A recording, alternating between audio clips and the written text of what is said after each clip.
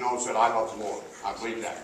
And I believe that he's following in those footsteps and so forth. So in all of this, I want to charge to the parents that you live an exemplary life before your child, before young Elijah, and that you will give him an example that speaks of being a Christian. Not just what you say, and please, and I know you would never do this because you know better, please don't say God's going to get you if you do anything bad. Don't blame God. Don't drag God into this. Live the life before him. Live what God is saying to your heart about him, and understand what God has placed in his heart and help to develop and bring that out.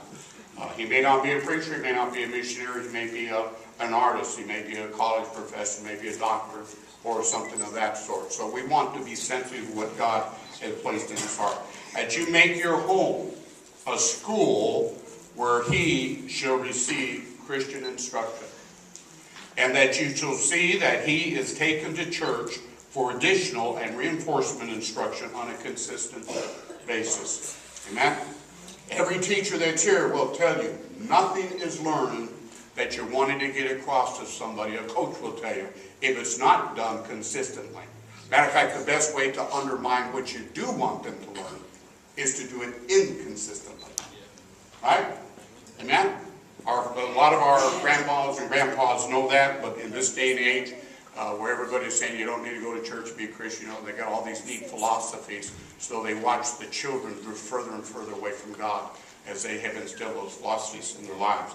So we need to be aware and take and value the things that God values. These are the words of the Lord which I command you, that this day they shall be in your heart. You can teach nothing adequate or properly if it's not in your heart. Right? That's a parent that's got a cigarette hanging out of their mouth and they're scared to death their teenagers are going to start smoking, and they say, don't you dare start smoking. Wow, that has powerful impact, doesn't it? Amen? Yeah. You know, and then thou shalt teach them diligently unto your children, and shalt talk of them when you sit, and when you're in your house, and when you walk, and when thou is lying down. In other words, every aspect of your life you use to instruct him. And I know that you will, because I've been in your home, and naturally God has blessed in there already.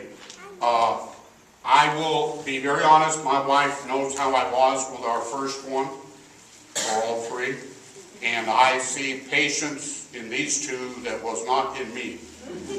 I had to learn, but I hope it's because something rubbed off, that I learned eventually rubbed off. Because as you know, I came from a family that I received no instruction from my father, even though we're around. And so I hope to stop that curse in my family line, so that I raise up strong sons, strong daughters that will serve the Lord and be a good example.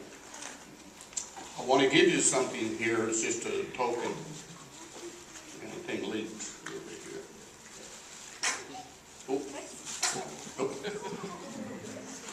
Dad, let me go to you first.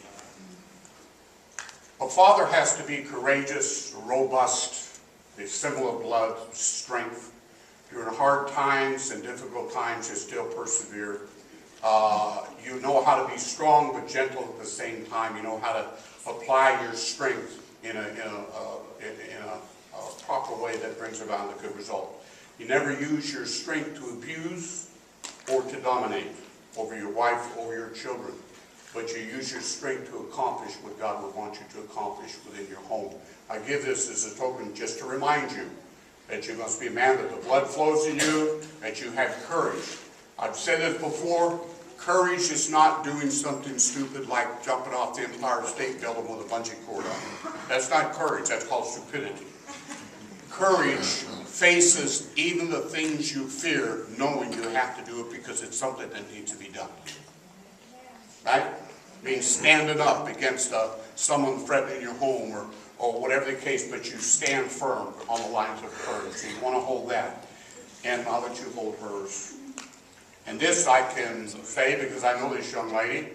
I knew her mother. You want to hold this for her? She does have her hands full. And he changes diapers. He doesn't feed him, but he does other things. The white and the purity of the flower speaks of the mother in a day and age where the purity of the woman is being undermined and taken out of the home, which is so valuable in the home. It's the things that many sons have gone back to, remembering the purity of their mother, remembering how trustworthy she was, remembering how reliable.